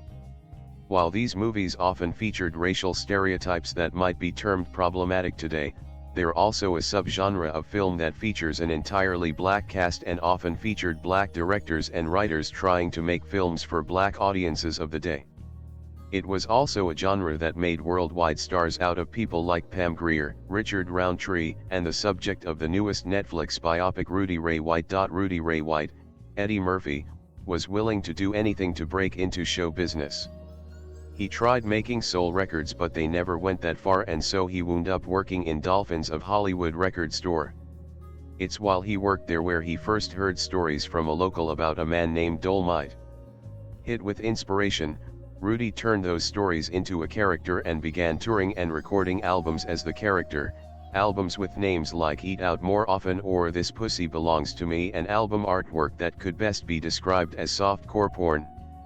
They were albums so outrageous that stores wouldn't carry them, so they were sold out of the boot of Rudy's car to a very appreciative black audience. While Rudy's work didn't get much crossover, he managed to make a huge impact in his community, and enough of an impact that eventually Rudy would try to make a movie about his character. Thus, Dolemite the movie was born, and the majority of Dolemite Is My Name explores the making of that movie and Rudy's determination to rise to star status. If you remember enjoying The Disaster Artist, another film about the making of an infamous movie, then you're going to love this even more. This film is a celebration of a legend of black cinema, one that white audiences might not even know. It's a testament to his determination to make it even when the system tries to keep his style of comedy out. When Rudy can't find a door to get in, he kicks through a wall and makes his own door and tries to drag as many of his friends through the new door as he can. The most powerful moments are just watching when Rudy is almost defeated, either by debt or circumstances, and then he stops and thinks and finds a way to get to where he wants to be. Rudy wanted nothing more than to be famous, and watching him do everything he needs to get there is exhilarating. It's helped by the fact that this movie probably has Eddie Murphy at his best. Eddie's always been great. He was great the day he popped into our collective consciousness and has earned his spot in history, but this movie shows Eddie at his most refined. You can see every one of Eddie's little performance quirks, from how he moves his eyes to the way he gestures. It's all things we've seen before, but here is where he has worked them into their purest form and uses them expertly to create this larger-than-life character. You can almost see a little bit of younger Eddie in the character of Rudy, someone who was going to make it in show business no matter what. Eddie just embodies that and is so comfortable in this role. It's a joy to witness him making a big comeback and regaining a lot of the magic he had. He basically carries the entire movie on his pure enthusiastic charm, and it's a delight to watch. All the actors are a delight, bringing to life some great people from history. From people in smaller roles like Chris Rock or Snoop Dogg showing off with quick roles that delight, to major players like Wesley Snipes who... okay, he's totally just redoing Nakima from To Wong Fu without the drag on, but it's genuinely perfect. The highlight of the supporting cast is easily Divine Joy Randolph as Lady Reed, who basically provides us with the thesis of this film in one very important scene where she flat out says, "I'm so grateful for you putting me in this movie, cause I ain't never seen nobody that looks like me up there on that big screen." Divine seriously needs to be the lead in something of her own. She's insanely talented, and the fact that she only has 4 film roles to her credit is a travesty. Give her her own movie, damn it. It's a key element of the film, this need for representation in cinema that effectively leads people to find a way to put themselves on that screen so they could be there for younger audiences to see and dream. Lady Reed might be the one to say it explicitly, but you can see every other character clearly feels that need to be there as representation. They want to be on a screen that they normally wouldn't be on, telling stories for and about people like them, and it's a powerful story that's told wonderfully. Dolemite Is My Name is a love letter to an icon of black cinema, not only singing his praises but introducing him again to a whole new audience who can appreciate him anew. It's a story of determination, of someone finding a way in, regardless of the obstacles that society throws in their direction. It's a genuinely great movie with Eddie Murphy giving his best performance in years, possibly ever, and screaming the need for more representation in cinema. It's a great movie, and thank God for that, because I was genuinely getting tired of having to dunk on bad Netflix films. More like this please, a lot more films just like this one. Dolemite Is My Name, starring Eddie Murphy as real-life comedian, proto-rapper, and blaxploitation star Rudy Ray Moore, is one of the great movies about entrepreneurship, a story about making something happen even when everyone tells you it's impossible. More specifically, It's a story of black entrepreneurship, about ownership and creativity blossoming even in a society determined to hold certain people back. The title itself, declarative and definitive, is a shout of confidence. Dolemite is my name leaves you wanting to go out and make something, a poem, a painting, a piece of music, even just for yourself, to leave your mark on the world. It's also hugely entertaining and joyously profane, a movie whose spirit is so big the screen can barely contain it. The 1975 Dolemite, starring Moore in the title role and directed by first-timer D'Urville Martin, is a landmark of blaxploitation cinema, though it came along after more polished pictures like Gordon Parks' Shaft, from 1971, or Larry Cohen's 1973 Black Caesar, had already ushered the genre into being. Moore had had a mildly successful career as a singer, dancer, and comedian in the late 1950s and early 1960s, but by 1970, he was stuck working in a Los Angeles record store. Around that time, he took some outre stories he'd heard from the local drunks and wove them into an alter ego for himself, that of Dolemite, a kind of Afrobeatnik troubadour in wild suits and a puffy wig. The language of Moore's Dolemite's spoken word comedy was salacious and raw, and the larger, established record companies wouldn't touch it. So Moore began self-producing albums, often recording them in his own living room with his friends as the audience. The records became underground hits, and Moore figured he could probably become a film star, too.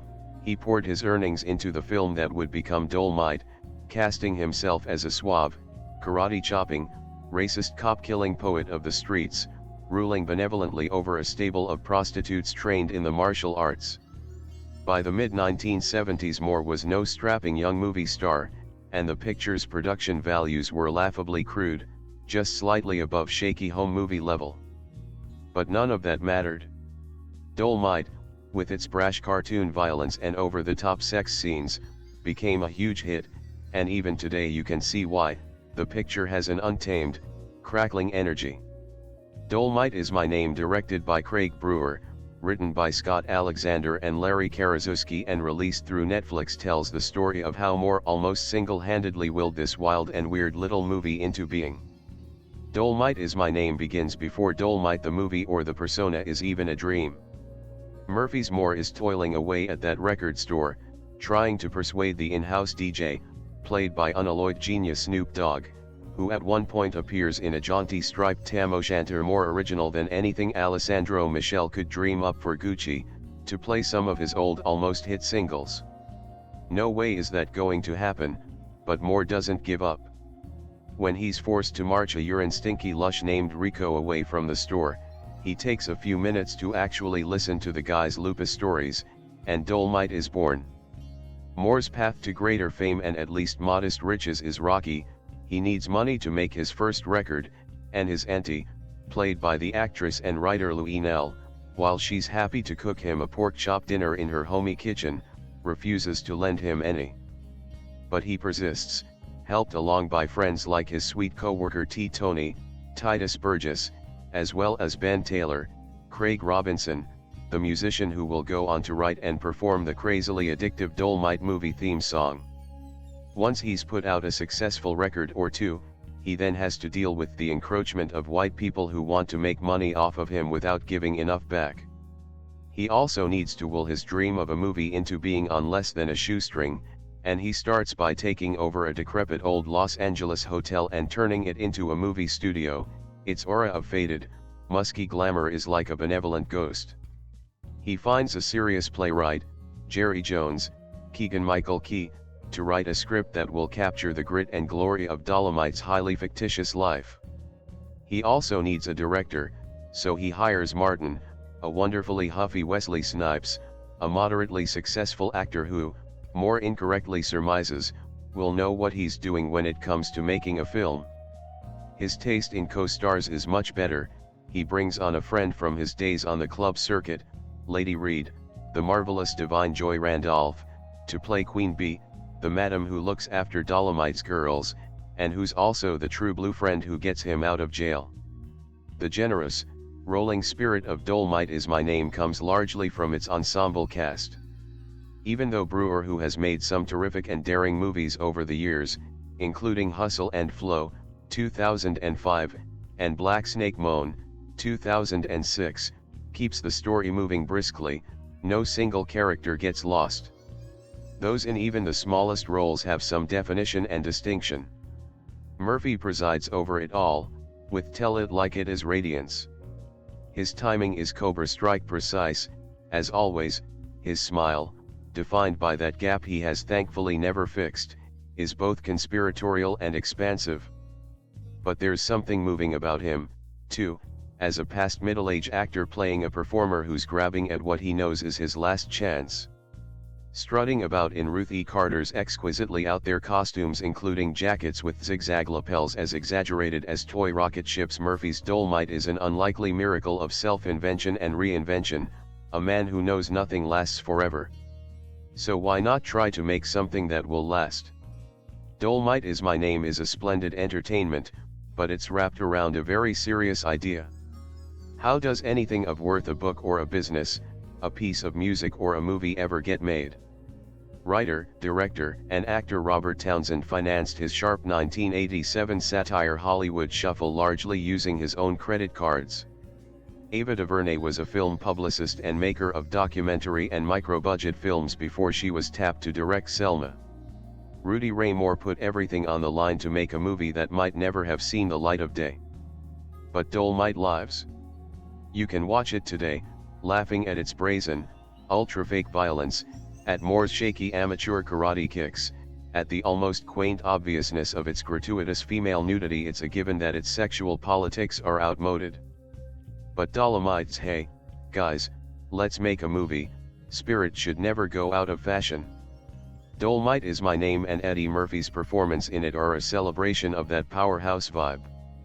Now go out and make something. As its title character might put it, Dolemite Is My Name is a total motherfucking blast.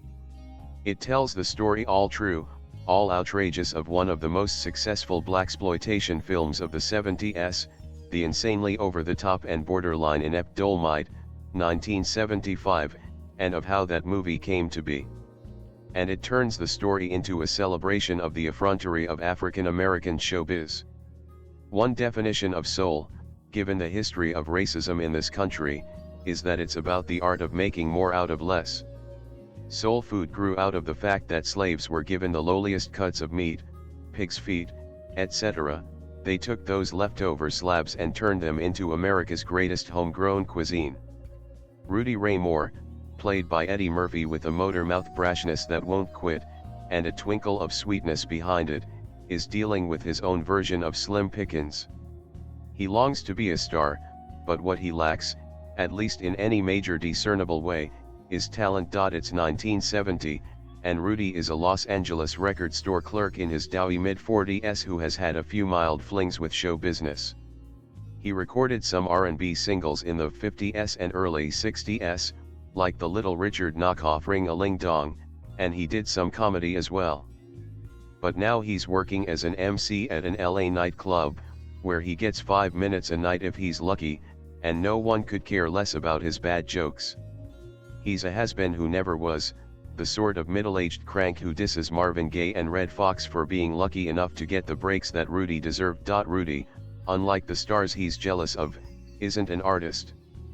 But he's a fearless hustler, always pushing himself, spinning tributes to his own greatness out of thin air. That, in its way, is talent. After a homeless spieler comes into the record store jabbering about Afro-American history and the legend of Dolemite, Rudy gets an idea. He'll hang out for a night with the local liquor store wise men, i.e., vagrants, and trick up their obscene patter into an act. It's an act feeding on fumes. Rudy reaches into his closet and finds a green jacket that looks like it was made out of upholstery from an old couch, puts on a wig that's like a preachery curl fro, and struts up onto the stage as a pimp named Dolemite who tells tall tales in unprintable rhyme. Only now, hiding behind a character, Rudy has got the confidence of a superhero. On stage, Dolemite speaks in couplets that sound like X-rated nursery rhymes. He heard your daddy's a pimp, and your mama's a whore. He saw you in the jungle selling your ass door to door. and he delivers them with such lip-smacking bravura that the crowd goes wild. It's pure vaudeville street burlesque, and Rudy knows how to sell it. As a straight-up comedian, he's third-rate, but as Dolemite, his version of a folklore hero like Richard Pryor's Mudbone, he's a deliriously foul-mouthed cult hit. And so he sets about recording an album. At home. With a cover that feature his own shameless nude portly self, along with a buxom sister, all to make the statement that Rudy is an entertainer who's ready, in every way, to get it on. Eddie Murphy hasn't had a role he could sink his teeth into with this much feisty glee since, it's hard to say when. Dreamgirls? No, this is a much better character. The Nutty Professor? He was fine and dandy in those films, but you might have to go all the way back to the 80s to find a Murphy performance driven by this much pleasurable funky verve. He plays Rudy as a cheap but priceless Carney Barker of his own ego. When Rudy stands on stage, in full cry, and delivers a rhyme like "I once walked from New York City to the deep deep south, just to slap a mother in his mother-in mouth," you giggle at the sheer balls-out crazy joy of it. But Murphy also gives Rudy a hunger that's about more than success. He's a middle-aged loser who's got nothing, who wants to be a star so that he can exist. He's got few opportunities, thanks to the built-in racist barriers of the American system, but the way he triumphs could only happen in America. He takes nothing and turns it into something. Dolemite Is My Name was directed by Craig Brewer, the gifted director of Hustle and Flow and Black Snake Moan, who then got lost in the kitsch nostalgia of his misbegotten Footloose remake, and though he does a meticulous job here, the film's true auteurs are Larry Karazuki and Scott Alexander, the screenwriting team that created and, for 25 years, have specialized in the genre I think of as biopics about the people you wouldn't make biopics about. People like Edward D. Wood Jr., Larry Flint, Andy Kaufman, Walter and Margaret Keane. Dolemite Is My Name falls right into that tasty offbeat tradition of Can You Believe This? Outer fringes of pop ironic celebration. The movie becomes the story of how Rudy, in 1974, takes his Dolemite character from the stand-up comedy stage to the big screen, all by putting together a so-slash-it's nutty independent blaxploitation crime thriller production that he finances, to a degree, out of his own pocket, using the proceeds from his comedy album sales. He's also got a few sleazy backers. Ed Wood is the Citizen Kane of this genre, yet as Rudy begins to make his movie, Dolemite Is My Name becomes more reminiscent of two films that Karazuski and Alexander didn't write, but that owe a deep debt to their aesthetic. One of them is Batisch's, Mario Van Peebles' enthralling drama about how his father, Melvin Van Peebles, made Sweet Sweetback's Batisch's song, the 1971 independent landmark that changed the course of African American cinema, and, arguably, of American culture in general. The other is The Disaster Artist, James Franco's delightfully depraved comedy about the making of the too awful to be believed midnight movie The Room. Dolemite Is My Name tells the story of a black man trying to make and market a film in a world full of shut doors, so it's about a struggle that's on some level heroic. At the same time, the movie he's making is no Sweetback. It's more like an unintentional parody of Sweetback, a what the hell riff on the whole blaxploitation cosmos, with Rudy playing his own version of Black Caesar or Willie Dynamite, a guy who's got the killer attitude and the Mac Daddy wardrobe, but is basically an out-of-shape fake actor pretending, not very hard, that he knows kung fu. The tale of how the movie gets shot will be candy for a certain kind of movie buff, because it's all about the details, the way Rudy converts a druggy squatter hotel into a film studio, or hires Jerry Jones, Keegan-Michael Key, a socially conscious playwright, to do the script. Jones has to keep convincing himself that the gonzo trash they're making is a movie that's keeping it real, or the way that he hires D'Urville Martin, a professional actor who had a small role in Rosemary's Baby, to direct. Martin doesn't do much besides slurp from his flask and yell action and cut, but Wesley Snipes plays him with an exquisitely weary faux aristocratic contempt that turns him into a cross between James Baldwin and Huggy Bear. As delectably done as Dolemite Is My Name is, the movie, at a solid 2 hours, goes on too long, and based on the modest proceeds generated by films like Ed Wood and Badisch's, I doubt it will appeal to a very wide audience. It's a Netflix film, so we'll never know. Yet it tells a tale that's at once uproarious and inspiring. Rudy, in a funny way, thinks like a corrupt studio executive. He wants more explosions, more fantasy, more pow. Yet even when his movie is completed, he has to fight to get it distributed. The fate of his entire career comes down to one four-walled midnight show in Indianapolis. The rest, though, is history, and irresistible history at that. Dolemite wound up grossing $10 million, the equivalent of $50 million today, and as Dolemite Is My Name suggests, audiences laughed at it and with it at the same time. Rudy Ray Moore, putting on his pimp suit, had an instinct for strutting hyperbole that was honest in its very fakery. And his penchant for badass couplets made him, along with Muhammad Ali, one of the forerunners of rap. Not a shabby legacy for someone who created a piece of ludicrous grindhouse trash but invested it with soul. There are some fundamental truths in filmmaking. The two that most come to mind are this. The final chapter in a horror franchise is never the final chapter, and everybody loves a comeback. I don't care who you are, we like to see someone who was down and out return in a major way. A movie or role so good that it reminds you of why we fell in love with an actor in the first place. It shows new shades or reveals hidden depths you didn't know they had.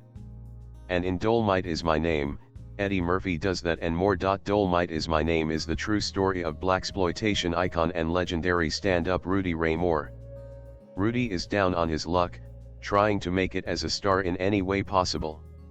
Whether it's through music, comedy, or film, Rudy is determined to make himself a star and prove the disbelievers down through and that the raunchy, hilarious, kung fu fighting Dolemite character might be his shot at success.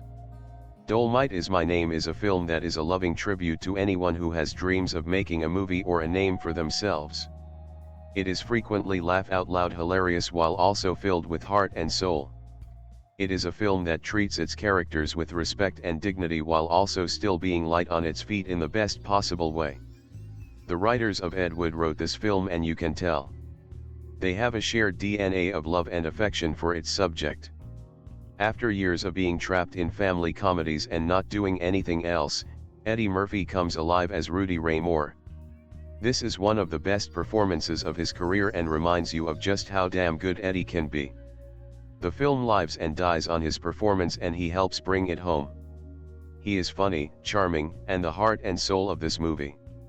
Age has made Eddie more reflective as an actor, selling not only the comedy but the film's emotional beats. The rest of the cast is terrific as well, especially Wesley Snipes as D'Urville Martin. Snipes is so funny in this movie, acting as the audience surrogate and as a counterpoint to Eddie Murphy. Just a quick shot of his eyes during the flubbed kung fu fights or sex scenes will crack you up. Directed by Craig Brewer and written by the writers of Ed Wood, Dolemite Is My Name is one of this year's best films. It is written with so much love and affection for Moore and the films he made that you can't help but root for him. Every frame of this film is a love letter to Moore and to anyone who has dreams of making something out of themselves. Now streaming on Netflix and in theaters, this is a fitting return for a screen legend and should be watched ASAP. Put your weight on it. Everything clicks in the comedy Dolemite Is My Name. It's almost alarming how easily, breezily, larkishly the film goes down. Eddie Murphy plays the comedian and singer Rudy Ray Moore, who arrested a mid-career fade out in the 1960s by developing an alter ego called Dolemite, a pimp, libertine, and fabulist with roots in Black American folklore. The movie, directed by Craig Brewer from a script by Scott Alexander and Larry Karaszewski, connects Moore's obscurity in early scenes to the passing of an era. The old-style vaudeville houses have closed and are decaying along with the cities surrounding them. What turns people on now are outlaws. Heroes aren't just hustlers but resplendent hustlers, colorfully flouting the old, accommodationist ways. If the system is crooked, they'll be crookeder joyously, filthily, libidinously so. So, Dolemite is commercial dynamite. If Dolemite was Moore's restart button, Moore is Murphy's. The actor's swift rise to stardom in the early 80s came from playing underdogs who were so obviously top dogs that there was no real suspense, only the glee of watching Murphy put down or vanquish one racist adversary after another in blockbusters like 48 HRS, Beverly Hills Cop, and Coming to America. From the outset, he projected such comfort with his stardom and resentment at having to make himself available to press or fans that there was also glee in some quarters when his films began to tank. "Look, children, it's a falling star," exclaimed David Spade to a photo of Murphy on a Weekend Update segment of Saturday Night Live that prompted an angry call from Murphy, who reminded Spade that SNL was on the brink of extinction when Murphy helped give it a second wind. Murphy might have lost an Oscar for Dreamgirls when voters were reminded that he wasn't inclined to stick around for other actors' close-ups, returning to his fortress of trailers while stand-ins played his scenes. It was sobering. So, coming from behind is new for Murphy. There's an extra textual element of fear in his More as he vainly pleads with a DJ, Snoop Dogg, to play an old record. Murphy will never not be a poor man, but if wealth were enough, he'd be happy doing animated movies like Shrek. He needs new challenges. Writers Alexander and Karaszewski give him his best material in decades. With Ed Wood, the pair essentially created the ironic biopic subgenre, in which American go-getism is combined with mediocrity and or a talent so anti-bourgeois that it flouts the biopic's wholesome aesthetic. Self-actualization is valued over quality in a way that subtly evokes Albert Brooks's Defending Your Life, in which doubt, hesitation, or shame are the qualities that keep a person from advancing to a higher plane of existence. The intoxicatingly inept Wood, the defiantly sexist smutmonger Larry Flint, the punkish provocateur Andy Kaufman are true existentialist heroes, carpeing every diem, creating themselves out of nothing. Murphy's More is a rejoinder to F. Scott Fitzgerald's famous assertion that in America there are no second acts. It's a comeback as well, at least in film, for the hustle and flow director, Brewer, who didn't find his commercial mojo until Empire. In outline, Dolemite Is My Name is as straightforward as a rags to riches tale can be. Moore hears stories of a pimp called Dolemite from a homeless man, whom he plies with cash and booze for more and more details. He builds the character while staring at himself in the mirror, putting together his garish costume, ruffled pink shirts, an afro wig, an elegant walking stick, the way clowning students do when turned loose on piles of old clothes and props. I don't think Murphy is faking his delight in showing Moore finding his persona. Is there anything more rewarding for a performer like Murphy than nailing a character, making it seem as if that person has always existed in the ether, waiting for the genius to come along and invoke him/her? For Moore and Murphy, making club audiences scream with happiness and then embarking on the Black Vaudeville Chitlin circuit is reactivating old muscles and finding a new potency. And Moore doesn't simply invent the character, he invents the means of reaching the public. Spurned by record labels for material judged obscene, this in the age of Deep Throat, he records his act himself in his grandma's house, getting his audience toasted to simulate the feel of a raucous nightclub. For Alexander and Karaszewski, it wouldn't be American without a degree of deception. Despite the threat of poverty, Dolemite Is My Name isn't deep or dark. It has the buoyant, let's put on a show feel of Ed Wood. Moore quickly builds a surrogate showbiz family, in one club inspiring Lady Reed, Divine Joy Randolph, to put her off-stage wit to work on stage. "I'm so grateful for what you did for me," she tells Moore in a tearful moment, "'cause I'd never seen nobody that looks like me up there on that big screen." Stirred by the success of Shaft and Superfly while dismayed by Billy Wilder's lame The Front Page remake, Moore dreams of making it in film and convinces a playwright, Keegan-Michael Key, with pretenses to pen an outlandish action script with titties and kung fu, then woos an alcoholic name actor, D. Irvily Martin, Wesley Snipes, both to appear in the film and direct it.